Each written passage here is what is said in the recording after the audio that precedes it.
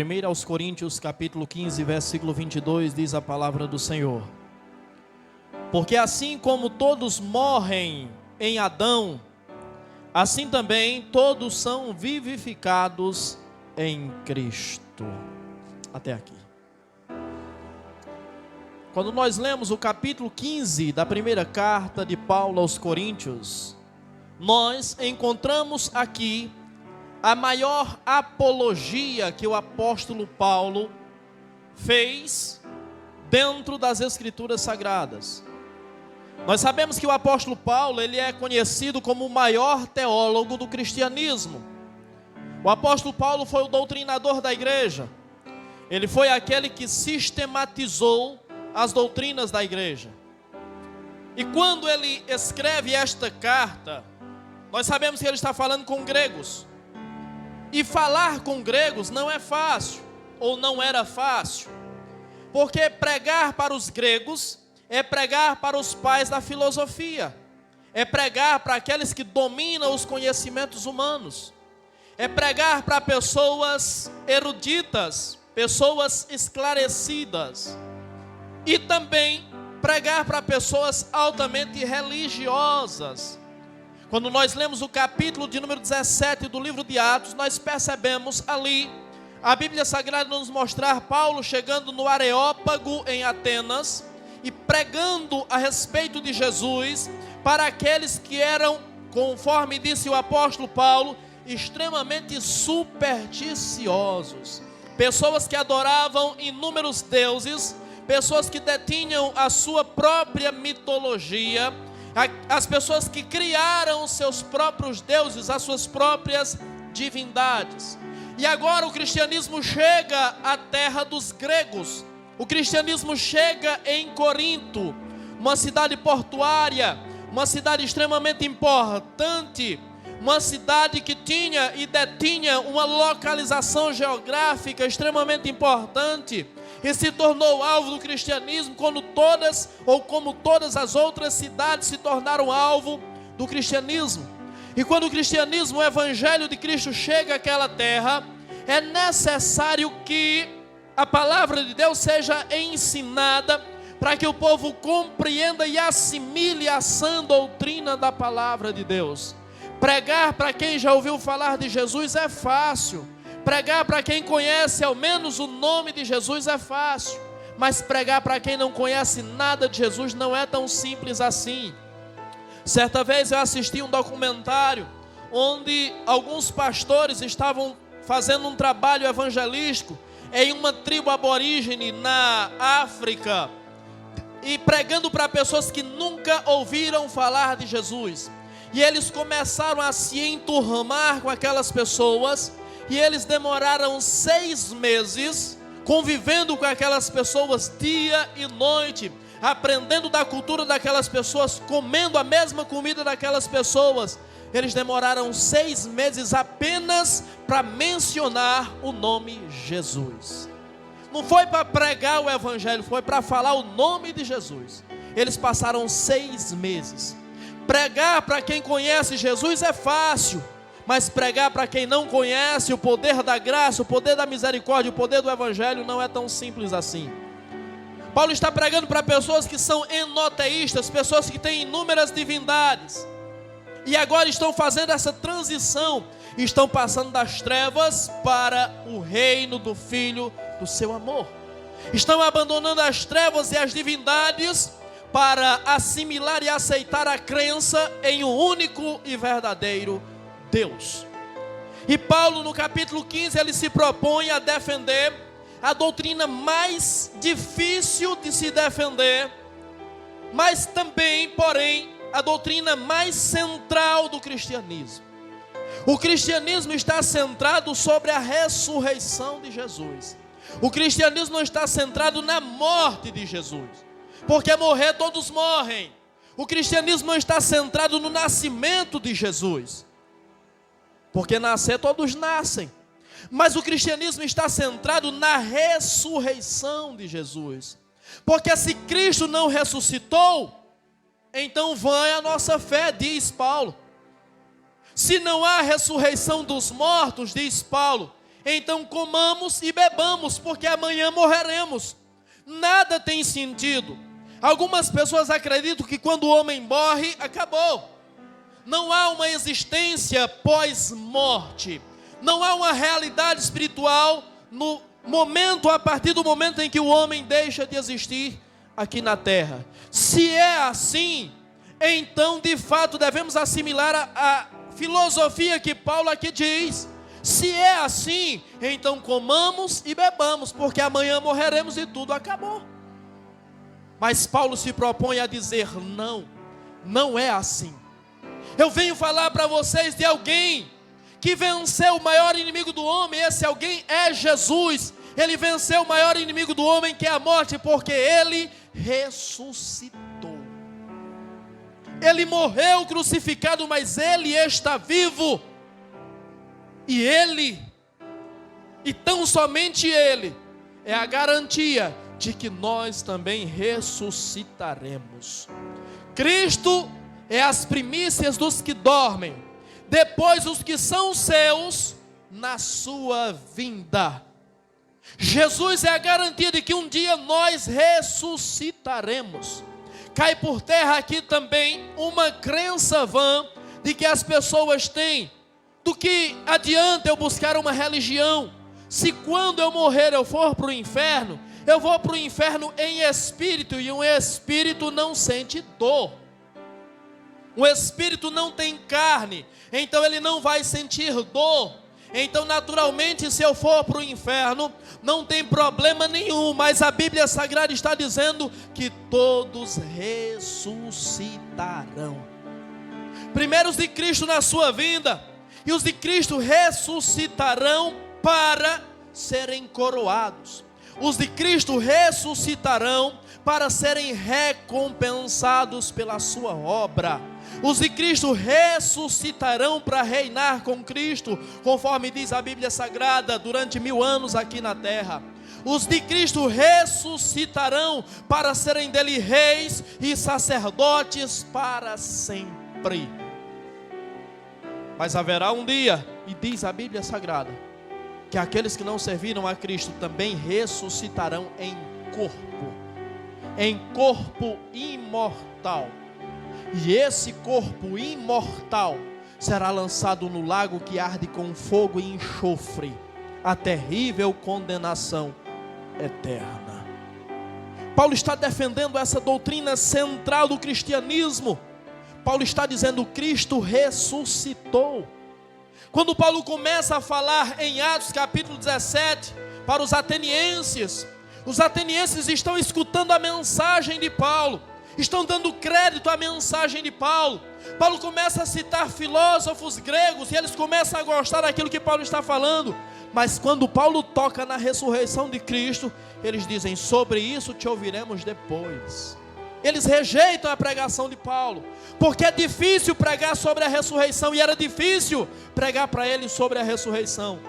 Mas Paulo está pregando aqui exatamente essa doutrina, levando as pessoas a compreenderem que a sua fé não está baseada em alguém que está morto, que a sua fé não está baseada em alguém ou em um Deus que foi criado, que foi inventado.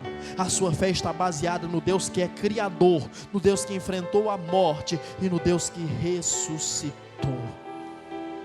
E aqui Paulo diz: porque assim como todos os homens morrem em Adão, assim também todos serão vivificados em Cristo. Porque todos morrem em Adão? Porque Adão é o representante máximo da humanidade. Os homens morrem em Adão, e diz o texto, porque Adão ao pecar morreu. Adão ao pecar separou-se de Deus. E isso perpassou os tempos, e isso chegou até nós. Isso atingiu até mesmo seus filhos, e isso chegou até nós. E eu queria pensar um pouco hoje com vocês sobre exatamente esse personagem bíblico, Adão. Se o texto diz que a morte vem através de Adão, então vamos pensar um pouco sobre este homem. Quem foi este homem? Este homem foi o primeiro ser humano a existir. Esse homem teve o privilégio de ser criado por Deus. Esse homem teve o privilégio de ser o primeiro, porque a Bíblia Sagrada diz que após criar Adão, Deus cria Eva de uma forma diferente, mas também cria Eva. Mas Adão foi aquele que Deus moldou com as suas próprias mãos, que Deus formou com as próprias mãos. Adão foi aquele diante de quem Deus parou.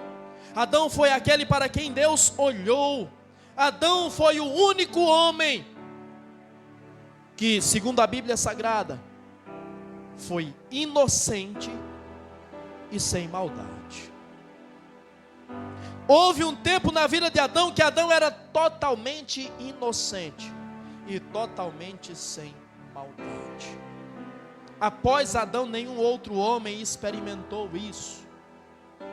E você já parou para pensar? É difícil imaginar, é difícil pensar, é difícil compreender essa realidade. O que seria um ser humano sem maldade? O que seria um ser humano totalmente inocente?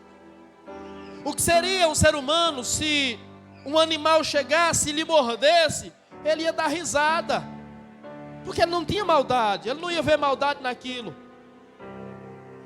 O que seria um ser humano quando ofendido, quando machucado, quando humilhado, quando maltratado, ia rir, porque não ia sentir maldade, não ia sentir raiva, não ia sentir ódio, não ia sentir rancor daquela pessoa.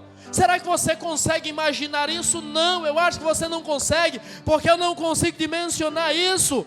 A minha mente não consegue assimilar essa ideia, porque eu sou mau, porque eu sou exatamente o oposto disso.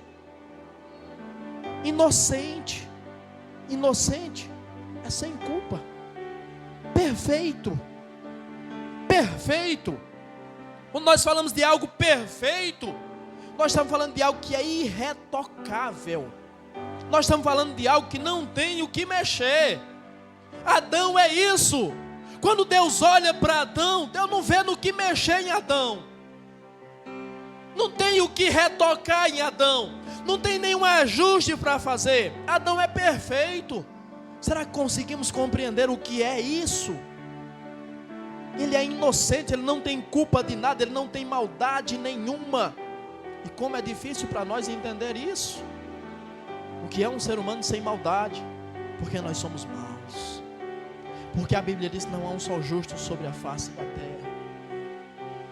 Adão desfrutou de algo que nós não desfrutamos. Adão, por ser o primeiro ser humano a ser criado, por ser o primeiro habitante da terra, por ser o representante da nação, por ser aquele que Deus formou para ser aquele que a partir dele toda a humanidade seria criada. Ele teve privilégios que nenhum outro homem teve e nenhum outro homem terá.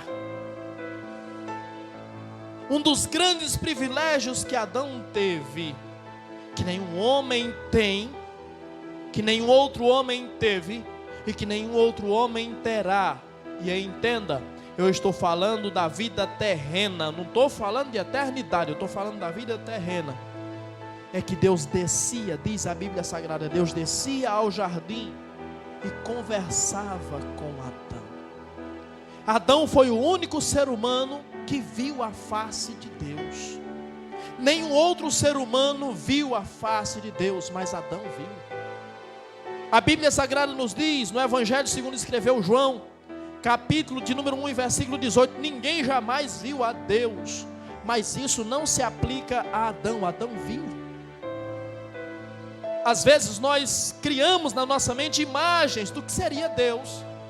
A imagem mais comum que criamos na nossa mente é de um senhor de idade, não vou chamar Deus de velho, um senhor de idade, bom, pelo menos é a caricatura que eu faço de Deus. Um senhor de idade, cabelos um pouco longos, mais ou menos no ombro, brancos, uma barba branca. Não estou falando do Papai Noel, não, estou falando de Deus. A imagem que eu faço de Deus. Uma barba branca, vestido com uma túnica branca e assentado em um enorme trono, em um lugar que é extremamente iluminado. Não há trevas, não há sombra, não há nada. Essa é a visão que eu tenho do que seria Deus. Mas a Bíblia Sagrada diz que nós não sabemos como é Deus. Nós nunca vimos a Deus. Talvez Deus seja exatamente o oposto daquilo que eu estou falando. Eu estou falando da compreensão que eu tenho, do que eu imagino que seja Deus. Mas esse dilema, Adão não passava. Adão sabia como Deus era. Adão via Deus. Adão foi o único que teve o privilégio de conversar face a face com Deus, cara a cara com Deus. Aí você pode dizer, pastor, mas a Bíblia diz que Moisés falava face a face com Deus. Moisés falava diretamente com Deus. Face a face é uma força de expressão da Bíblia. Face a face, a única pessoa que conversou com Deus foi Adão. Moisés não viu, porque se Moisés visse a face de Deus, ele morria. A Bíblia não mente. Adão teve privilégios que nenhum outro homem teve, e que nenhum outro homem tem, e que nenhum outro homem terá aqui na terra. Adão vivia em um jardim onde não havia mal, um jardim onde não havia pecado, um jardim onde não havia crime, um jardim onde não havia violência, um jardim onde não havia fome, um jardim onde não havia injustiça. Qual ser humano desfrutou disso? Ou qual ser humano desfruta disso nos dias de hoje? Ninguém. São privilégios que apenas Adão teve. Por que Adão teve tantos privilégios? Porque Adão havia sido formado por Deus, e Adão estava numa extrema comunhão com Deus. Adão é inocente. Adão é sem maldade. Por isso ele desfrutou de privilégios que nenhum outro homem desfrutou, nem desfruta. Essa é a imagem que temos de Adão. Esse é o pequeno panorama que podemos fazer de Adão. Um homem que não tinha necessidade de coisa alguma. Tudo que Adão queria estava ao seu alcance. Um homem que não sabia o que era fome. Um homem que não sabia o que era sede. Um homem que não sabia o que era dor. Um homem que não sabia o que era sofrimento. Um homem que não sabia o que era morte. Um homem que não sabia o que era a dor da perda. São privilégios que apenas ele teve. E por que ele teve? Porque ele estava no centro da vontade de Deus. Adão é perfeito, feito até o fim, feito de uma forma irretocável. Não tem em que mexer em Adão. Mas chega um dia que Adão comete um erro. Chega um dia que a perfeição, chega um dia que a inocência de Adão são superados pela sua vontade.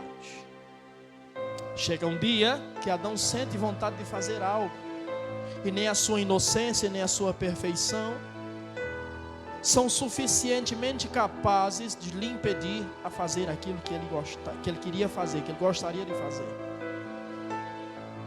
Eu estou falando de alguém que é perfeito. E alguém que é perfeito não conseguiu resistir à sua vontade. Eu confesso para vocês que quando eu paro para pensar sobre isso, eu não consigo entender por que um ser perfeito, um ser que não tem falta de coisa alguma, e o pior, um ser que não tem maldade, não conseguiu resistir à sua vontade. Foi dominado pela sua vontade, foi dominado pelo seu desejo. Para nós é fácil de entender, porque somos maus. Mas agora pensa, se para Adão ele não conseguiu resistir, imagine nós, seres pecadores, miseráveis, desgraçados, pobres, cegos e nus. Talvez quando nós olhamos para a Bíblia com mais atenção, nós conseguimos compreender o porquê muitas vezes fazemos coisas que não gostaríamos de fazer. Porque entendemos que somos maus, a nossa natureza é má, a nossa natureza é caída, a nossa natureza é pecaminosa, a nossa natureza nos leva a isso, a nossa natureza nos inclina para isso. Mas eu estou falando do homem perfeito, eu estou falando de alguém que não tinha maldade, que não tinha pecado, e ele também não resistiu. Aí eu compreendo as palavras do apóstolo Paulo aos Romanos capítulo 7, versículo 15, o bem que eu quero fazer eu não faço, e o mal que eu não quero, esse eu vivo fazendo. Como entender a vontade nos dominar de uma forma tão grande, nos dominar de uma forma tão difícil de resistir? Como entender isso? Para nós, isso é fácil de compreender, nós somos maus. Mas para Adão não. Talvez Deus esteja usando esta palavra para nos fazer nos perdoar um pouco mais, para nos fazer entender que muitas vezes nós colocamos expectativa demais, até mesmo em nós mesmos. Muitas vezes nós queremos transmitir a imagem de perfeição. Muitas vezes nós queremos ser de fato perfeitos. Muitas vezes nós queremos viver uma vida sem erros, sem falhas. E querer viver não está errado. Mas quando nos deparamos com a palavra, percebemos que não conseguimos. Percebemos que não é assim. Um ser perfeito falhou. Um ser santo. Um ser que conhecia Deus face a face. Falhou. Errou. Pecou. Se isso aconteceu com ele, imagina com nós. Então, duas coisas aprendemos com isso. Primeira, talvez Deus esteja querendo que nós entendamos qual é a nossa estrutura. O salmista diz que Deus conhece a nossa estrutura e sabe que somos pó. Deus não se engana com o ser humano.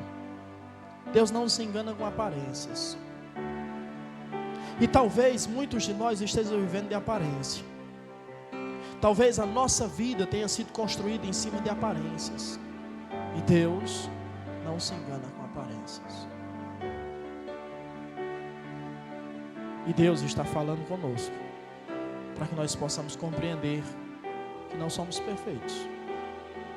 E que inevitavelmente vamos falhar. Inevitavelmente vamos fracassar. Inevitavelmente vamos tropeçar na caminhada. Mas não podemos parar. Mas não podemos desistir. Mas não podemos desanimar. Deus nos ensina, através da sua palavra, que Ele conhece o ser humano, desde a sua concepção, desde antes da sua concepção. Deus nos tem na palma das suas mãos. E Deus não se surpreende conosco. A situação que nós estamos vivendo hoje, Deus anteviu desde a eternidade passada. Eu estou dizendo que Deus viu isso antes de você nascer. Deus viu isso antes de você ser gerado. Deus viu isso antes de você ser concebido. Deus já havia antevisto isso. Deus já sabia que você ia passar por isso. E Deus sabe qual será o resultado da situação que vivemos hoje. Nós não sabemos. Nós muitas vezes, diante das situações que passamos, ficamos loucos porque não sabemos o que fazer. Ficamos desesperados porque para nós o mundo vai acabar. Não sabemos, não vemos saída, e Deus já está vendo o que aconteceu. E talvez isso nos angustie ainda mais, porque não sabemos qual será o resultado disso, e sabemos que Deus já sabe. E às vezes paramos e pensamos: o que Deus pensa de mim? O que Deus acha de mim? O que Deus enxerga em mim? Por quê? Porque nós vivemos o momento, Deus já está vendo depois do momento, Deus já está vendo a eternidade, Deus nos está vendo já na eternidade, Deus está vendo a cada um de nós na eternidade, Deus está vendo entre nós os que estão com Ele na glória eternamente, e Deus está vendo se há algum entre nós que desceu ao inferno. Deus já está vendo isso, Deus já contempla isso. Quando Adão peca, isso não foi novidade para Deus. Deus sabia que Adão ia pecar, e a Bíblia diz que o cordeiro foi morto desde antes da fundação do mundo. Deus não remedia situações, o plano já estava traçado. Se Deus sabia que o homem ia pecar, Deus já havia preparado a resposta, Deus já havia preparado a solução. Então eu preciso dizer para você que pela fé eu creio que nas situações que passamos, Ele também já preparou a resposta, Ele também já preparou a solução, Ele também já tem o remédio, o antídoto para a nossa situação. E isso é para que nós compreendamos e tenhamos paz. Não foi isso que Ele disse? Essas coisas vos digo para que em mim tenhais paz. O desespero não resolve nada. O desespero não muda aquilo que virá. Atitudes podem mudar, mas o desespero não. O desespero não vai mudar absolutamente nada. Pelo contrário, ele pode piorar as situações. Eu creio que Deus já preparou o antídoto. Deus já tem o remédio preparado. Deus já tem a solução preparada para cada situação que estamos vivendo. Quando eu olho para Adão, eu percebo que Deus, desde o princípio, Deus deixou o homem livre para fazer as suas escolhas. Deus nunca aprisionou o homem dentro de uma caixinha. Deus sempre deixou o homem livre para fazer as suas escolhas. Esse é o princípio do amor. O verdadeiro amor só pode ser compreendido e só pode ser vivido quando há a possibilidade de não amar. O verdadeiro amor consiste na escolha de amar ou não. Deus é soberano, Deus é onipotente, e sendo soberano e onipotente, Deus poderia ter criado todos os seres humanos como robôs para o amarem, para devotarem a Ele toda a sua vida. Mas Deus assim não procedeu. Deus não fez isso. Deus deu ao homem a liberdade de escolha. O homem pode amar a Deus ou não. O homem pode fazer a vontade de Deus ou não. Isso não mudou. O amor está centrado na possibilidade de não amar. O verdadeiro amor. Qualquer outra coisa, qualquer outro sentimento que não dê ao ser humano a liberdade não é amor. O amor se baseia na liberdade. Por isso a Bíblia Sagrada diz que para a liberdade foi que Cristo nos libertou. Porque Ele nos ama e nos quer livre para escolhermos se o amamos ou não. Se queremos amá-lo ou não. Você é livre. Você continua sendo livre para fazer as suas escolhas, boas ou ruins. Mas o direito de desenhar e de escrever a sua vida é seu. Deus te deu esse direito, e esse direito ninguém pode tirar de você. Adão, como representante máximo da humanidade, compreende, ou precisava compreender, que após ele outros viriam. Adão teve filhos, Adão teve netos, Adão teve bisnetos, tataranetos e por aí vai. E a pergunta que se faz é: qual legado Adão deixou para a sua descendência, para os que vieram depois dele? Qual herança Adão deixou para os que vieram depois dele. A nossa vida é feita de escolhas, mas as nossas escolhas precisam levar algumas coisas em consideração. E uma das coisas que as nossas escolhas precisam levar em consideração é qual legado nós vamos deixar para os que virão depois de nós. Qual herança nós vamos deixar para os que virão depois de nós. E isso eu falo em todos os âmbitos da vida. Obviamente que quando eu falo de Adão, eu estou falando da sua prole, eu estou falando dos seus filhos e netos, da sua descendência, mas isso se aplica a todas as áreas da vida. Nós estamos construindo algo para deixar uma herança para alguém. O que nós estamos construindo e o que nós vamos deixar? Que legado, que herança nós vamos deixar? O legado que nós vamos deixar e a herança que nós vamos deixar são frutos, são reflexo das nossas escolhas, das nossas decisões. Adão tomou uma decisão. Adão fez uma escolha. Sendo santo, sendo perfeito, tendo os privilégios que ninguém nunca teve e nunca terá, ele fez uma escolha. E fez uma escolha errada. Fez uma escolha que eu tenho certeza que ele se arrependeu amargamente. E por que ele fez essa escolha? Porque ele não pensou, porque ele não calculou, porque ele não dimensionou aquilo que viria como consequência da sua escolha. O homem que deixou de gerenciar a sua vida, agora vão me chamar de machista, mas não tem problema.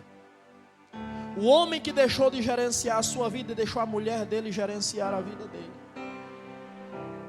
foi a mulher que gerenciou a vida de Adão.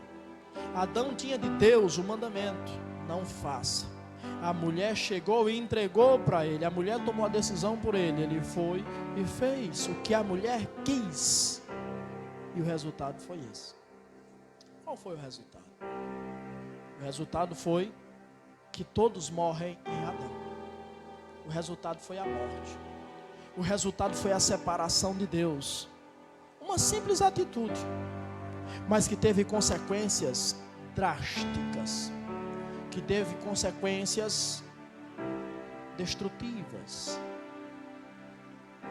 Deus criou o homem para ser o cabeça. Deus criou o homem como coroa da sua criação.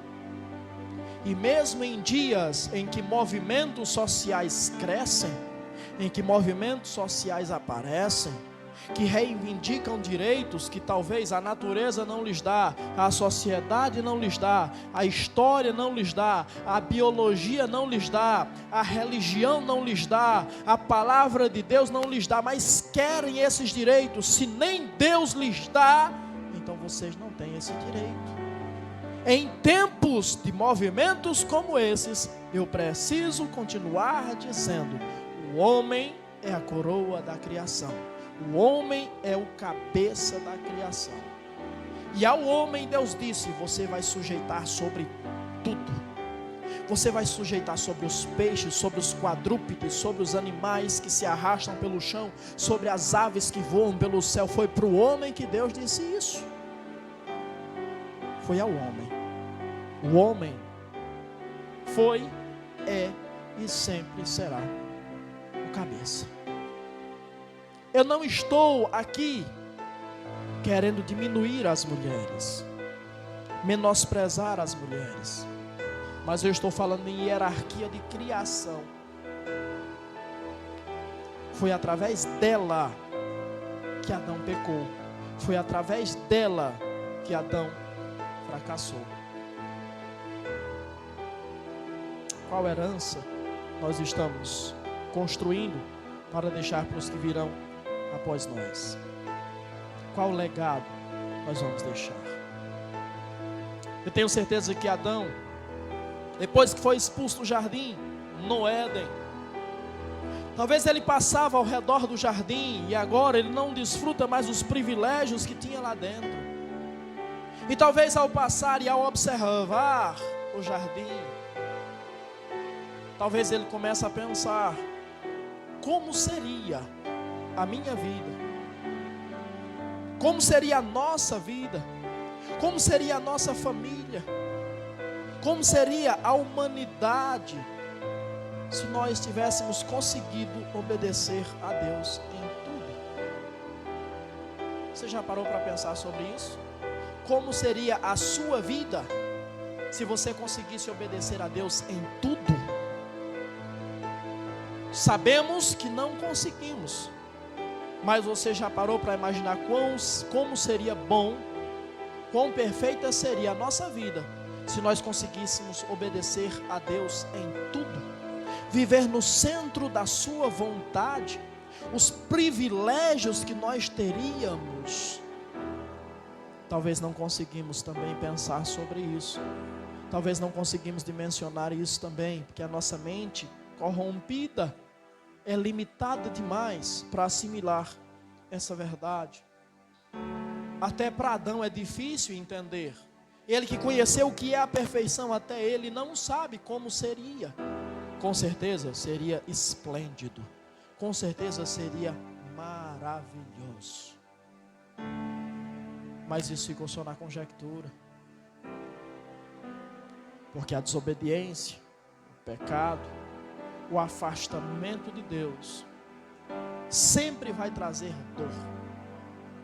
Sempre vai trazer angústia, sempre vai trazer sofrimento, e vai nos deixar apenas na imaginação do que seria. Esse é o resultado do pecado. Mas precisamos compreender que se a primeira parte do versículo diz que todos os homens morrem em Adão, a segunda parte diz que todos são vivificados em Cristo. O que é que isso significa? Isso significa que Adão, nas suas indagações, nos seus questionamentos sobre o que seria e como seria, ele não parou para pensar que o pecado o havia afetado, o pecado o havia tirado da presença de Deus. Mas mesmo sendo afetado pelo pecado, ele continuava sendo a imagem e semelhança de Deus. Por mais que o pecado nos afete, nós continuamos sendo a imagem e semelhança de Deus. Isso não muda. Deus disse: façamos o homem à nossa imagem, conforme a nossa semelhança. E ao sermos feitos por Deus, imagem sua e semelhança sua, Deus preservou em nós, Deus preservou em Adão a capacidade de fazer o caminho inverso. Deus preservou em Adão, não de ele escapar das consequências do pecado, isso não, mas Deus preservou em Adão a capacidade de fazer o caminho inverso, de dar meia volta e de recomeçar tudo de novo. Essa palavra é para você, essa palavra é para nós. Deus nos fez a sua imagem e semelhança, e se nós somos feitos a sua imagem e semelhança, nós fomos feitos com a capacidade de refazer tudo de novo. Nós fomos feitos com a capacidade de raciocinar e perceber o erro, reconhecer o erro, se arrepender do erro, voltar atrás. Deus nos fez a sua imagem e semelhança, e a sua imagem e semelhança nos dá a capacidade de nos religarmos a Deus, de restabelecermos a nossa comunhão e a nossa conexão com Deus. Mas nunca podemos esquecer que algumas escolhas que nós fazemos trarão consequências para sempre, mudarão as nossas vidas para sempre. Não obstante Deus nos dê a oportunidade de recomeçar, mas algumas escolhas que fazemos vão marcar a nossa vida e vão mudar a nossa vida para sempre. Adão tem consciência disso. Adão está vivendo isso. Adão está olhando para o jardim, e ao olhar para o jardim, ele vê seres que Deus colocou no jardim para proteger e impedi-lo de entrar no jardim. São os querubins, conforme diz a palavra de Deus. E quando ele olha para os querubins, ele vê a impossibilidade de entrar de novo no jardim, porque a sua escolha trouxe consequências para a sua vida, para o resto da sua vida. Mas a sua escolha não afetou apenas a sua vida, a sua escolha afetou a vida de toda a humanidade. Então aquilo que fazemos, aquilo que escolhemos, muitas vezes vai mudar a nossa vida para sempre, mas vai mudar a vida de outras pessoas também. Eu preciso dizer uma coisa para vocês que talvez vocês não compreendam. Mas diante dos dilemas da vida, diante dos caminhos que a vida nos apresenta, nós precisamos fazer uma escolha. Nós precisamos escolher entre a felicidade e Deus. Nós precisamos escolher entre o prazer e Deus. Nós precisamos escolher entre a satisfação e Deus. E talvez você diga, pastor, mas em Deus nós não encontramos isso? Depende. Depende da sua percepção. Depende da sua perspectiva de vida. O que é felicidade? Qual é o conceito de felicidade que nós temos? Qual é o conceito de prazer que nós temos? Qual é o conceito de satisfação que nós temos? Muitas vezes, para ter Deus, nós vamos ter que abrir mão da felicidade. Porque o nosso conceito de felicidade é diferente do conceito de felicidade de Deus. O conceito de felicidade na perspectiva de Deus é uma vida em comunhão com Ele, uma vida de obediência a Ele, uma vida de subserviência a Ele. Felicidade para nós aqui na terra, segundo a perspectiva de Deus, é: bem-aventurados são aqueles que choram. Bem-aventurados são vocês quando os insultam, perseguem, dizem todo tipo de calúnia contra vocês por serem meus seguidores. Bem-aventurados ou felizes são vocês que muitas vezes passam fome. Felizes são vocês que são pobres. É essa a felicidade que você quer para você? É essa a percepção de felicidade que você tem? Leia Mateus capítulo 5. E você vai ver o que a Bíblia diz sobre o que é felicidade na perspectiva de Deus. Felicidade para nós é fazer o que nós queremos, é ter as nossas vontades atendidas. Muitas vezes você vai ter que escolher entre a sua felicidade e Deus. Você vai ter que escolher entre o prazer e Deus. Você vai ter que escolher entre a satisfação e Deus. O que te satisfaz? Se você diz para mim que o que te satisfaz é Deus, eu pergunto, você está plenamente satisfeito com a vida que você tem levado? Talvez você diga não. Então nós temos um problema. Qual problema temos então? Se você não está plenamente satisfeito com a vida que você está levando, então talvez você não esteja no centro da vontade de Deus. Você não esteja de fato e de verdade vivendo para Deus. Porque se você estivesse vivendo para Deus de fato e de verdade, você estaria plenamente satisfeito. Se a tua satisfação está em Deus, então, independente dos problemas, das dificuldades, das aflições, das tribulações que você passa, você estaria feliz, você estaria pleno, você estaria satisfeito, você teria prazer. A pergunta que eu faço é: seja sincero com você mesmo, você tem total prazer, por exemplo, de estar aqui nessa noite? Você está aqui com prazer? Talvez você não responda, eu não quero que você me responda, mas talvez se eu olhar na sua cara, eu veja que você não está tendo prazer em estar aqui nessa noite. Você não tem prazer talvez na vida que você está levando. Você não tem prazer na sua vida e na sua caminhada com Deus. Então nós temos um problema. Ou você não está totalmente no centro da vontade de Deus, ou Deus não é de fato a sua fonte de prazer. Então fica aquilo que eu acabei de falar. Você muitas vezes vai ter que escolher entre a felicidade, entre o prazer, entre a satisfação e Deus. Quando eu coloco diante de você, o que é que você prefere? Felicidade, prazer e satisfação ou Deus? A pergunta parece inocente, a pergunta parece até boba e parece até ridícula. Se eu perguntar para você isso, o que é que você escolhe? O mundo ou Deus? Eu quero que você responda, o que é que você escolhe? Escolhe Deus, né? Lembre-se que você é pecador, lembre-se que você é um ser caído, lembre-se que você é uma pessoa que tem a sua inclinação para a carne. A pergunta é muito fácil, a pergunta é muito simples, o que você escolhe? O mundo, a satisfação do mundo, a felicidade do mundo, o prazer do mundo ou Deus? Você disse Deus, e você é pecador, como eu sou, você é imperfeito, como eu sou, mas a pergunta é séria demais, porque Adão é perfeito e Adão não escolheu Deus. Adão é santo, mas ele não escolheu Deus. Então uma pergunta que parece ser muito simples, na realidade é muito complexa e muito profunda. A resposta da pergunta parece ser muito fácil. Todas as vezes que se pergunta isso a alguém, naturalmente a pessoa vai dizer que escolhe Deus. Mas e na prática? Na prática não. Na prática não é assim. Na prática não escolhemos.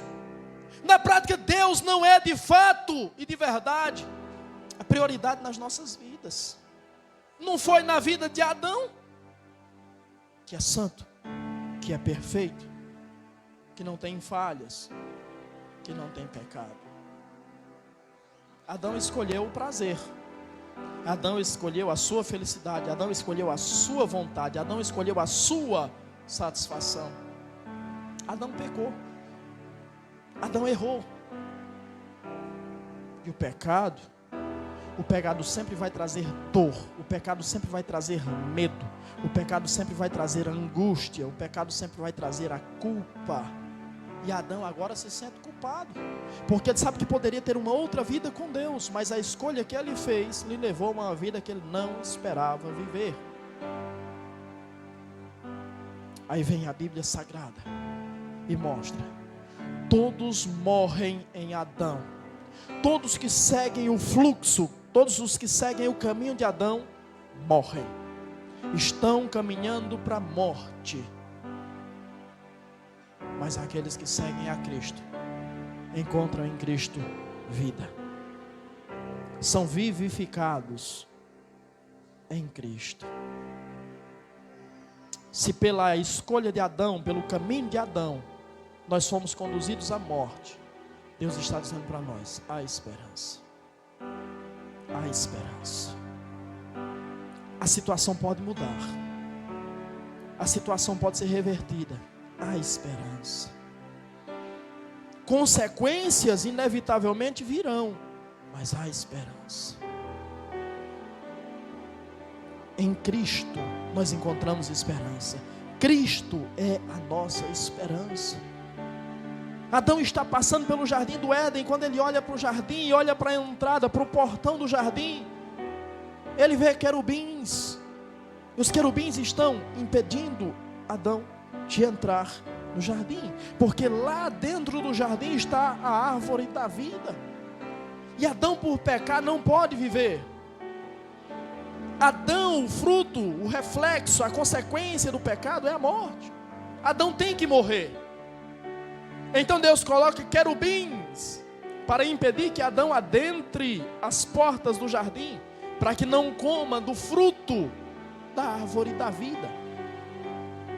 E quando nós falamos sobre querubins, a Bíblia Sagrada descreve o que são, como são esses querubins. Existem algumas classes de seres espirituais que a Bíblia Sagrada menciona. Existem os anjos, existem os arcanjos, existem os serafins, existem os 24 anciãos, que aí há debate de quem seriam esses 24 anciãos. Eu entendo que é uma classe, uma hoste de seres espirituais, não tem nada a ver com seres terrenos. E existem outras classes, das quais eu não vou mencionar nem detalhar. Mas entre essas classes existem os querubins. E a Bíblia diz o que são os querubins. A Bíblia diz que os querubins são seres que tem 4 rostos, 4 faces. Tem face de homem, tem face de leão, tem face de boi e tem face de águia. Começa a imaginar o que seria esse ser, o que seria essa entidade. É essa imagem que Adão está vendo quando ele passa pelas portas do jardim do Éden. Um ser, eu não sei o tamanho desse ser, eu não sei a estatura desse ser, mas ele tem 4 faces: homem, leão, boi e águia. A Bíblia Sagrada também diz que ele tem 4 asas e tem 4 mãos por baixo de 4 asas. Então entenda, anjo não tem asa. Essa conversa de que os anjos têm asa, isso é história. Anjo não tem asa. Existem 2 seres que a Bíblia menciona com asa: querubins e serafins. Anjo não. Anjo não tem asa. Mas os querubins têm 4 asas, diz a Bíblia Sagrada. E por baixo dessas asas eles têm 4 mãos. Vai desenhando aí a caricatura desse ser que Adão está vendo. A Bíblia diz também que esse ser, ele tem pés como pés de bezerro. Os seus pés parecem pés de bezerro. E a Bíblia diz também que o seu corpo é completamente coberto por olhos. Ele tem olhos por todas as partes do seu corpo. Essa é a imagem que Adão está vendo. E os querubins, eles têm uma ligação muito próxima, muito íntima e muito direta com Deus. A Bíblia Sagrada diz, por exemplo, que Deus está entronizado acima dos querubins. A Bíblia Sagrada diz que Deus cavalga sobre os querubins para vir à terra. Os querubins foram aqueles que foram moldados em ouro para serem colocados sobre a tampa do propiciatório, ou seja, a tampa da arca da aliança, que representava Deus, que representava a glória de Deus. Nas cortinas do tabernáculo também tinham querubins desenhados, esses seres que eu acabei de mencionar para vocês, que eu acabei de descrever para vocês. É essa a imagem que Adão está vendo. E quando Adão vê essa imagem, eu tenho certeza que Adão fica atemorizado, fica amedrontado. E eu queria aproveitar a oportunidade, talvez para fazer você pensar em algo que você nunca pensou na sua vida. Qual é, por exemplo, a imagem que nós temos de Satanás? A imagem que nós temos de Satanás é um ser com a aparência de um grande lobo, cachorro, alguma coisa assim, chifrudo, olhos vermelhos, como chama de fogo, rabo e ponta do rabo flechada. Mas saiba que a Bíblia Sagrada diz que Satanás era um querubim. Então talvez a imagem que você tem na sua mente, a imagem que você já viu desenhada aí de Satanás, não tenha absolutamente nada a ver com o que era Satanás. Pode ser que por consequência do pecado e da desobediência dele, pode ser que ele tenha sido desfigurado. Isso eu não posso afirmar que sim nem que não, porque a Bíblia não me diz. Mas se ele mantém a aparência de querubim, ele é essa caricatura que eu fiz para você aqui e agora. Satanás, a aparência de Satanás é essa. Os querubins, eles têm, como eu disse, uma ligação muito direta com Deus, muito íntima com Deus. E quando Adão passa na região oriente, diz o texto, do jardim do Éden, o que ele vê são esses seres protegendo a entrada do jardim para que ele não adentre. Por quê? Porque os querubins ali estão representando a justiça de Deus, a glória de Deus que fulmina o pecador. Os querubins estão impedindo Adão de entrar no paraíso, para que ele possa se alimentar do fruto da árvore da vida e assim viver eternamente. Se os querubins impedem Adão de entrar para se alimentar e obter vida eterna, há uma boa notícia para nós. E a notícia é: os querubins estão fechando a porta lá, mas veio um do céu que disse: eu sou a porta, e quem entrar por mim será salvo, entrará e sairá e achará pastagem. Então a boa notícia para você nessa noite é: se você como Adão caminhou para a desobediência, se você como Adão caminhou para a morte, há uma porta na qual você pode entrar, e essa porta te conduz à vida, essa porta te conduz à vida plena, essa porta te conduz à vida eterna, e o nome dessa porta não é outro senão Jesus Cristo de Nazaré. Ele é a porta. E você não vai entrar num paraíso terreno, você não vai se alimentar de plantas, você não vai se alimentar de arbustos, você não vai se alimentar de verduras, você não vai se alimentar de frutas, você não vai viver uma vida dependente de uma árvore. Tem que comer para não morrer, tem que comer para não morrer, tem que comer para não morrer. Ele disse: eu vim para que tenham vida, e vida com abundância. Quem entrar por mim vai ser salvo. Quem seguir a Cristo, quem se entregar a Cristo, quem permanecer com Cristo, viverá eternamente na glória, na eternidade com Ele. Há esperança para Adão. Adão não está condenado. E a Bíblia não diz, mas eu vou dizer da minha convicção: eu creio que um dia eu vou ver Adão no céu. É impossível que um homem que teve a experiência e os privilégios que ele teve, ao perder, não se arrependeu, ao perder, não retornou à presença de Deus. Eu tenho certeza e eu acredito que ele foi conduzido pelo Espírito de Deus ao caminho do arrependimento, da restauração, do renovo e do conserto. Então, independente do caminho que você está trilhando hoje, caminhe pelo caminho do arrependimento, trilhe o caminho do renovo, da restauração, do recomeço. E essa promessa que Deus está fazendo para você a partir dessa palavra, assim também todos serão vivificados em Cristo, será a sua realidade. Se Adão nos conduz à morte, Cristo veio para nos conduzir à vida. Então viva em Cristo, em nome do Senhor Jesus Cristo. Foi essa palavra que Deus mandou para você nessa noite, em nome de Jesus.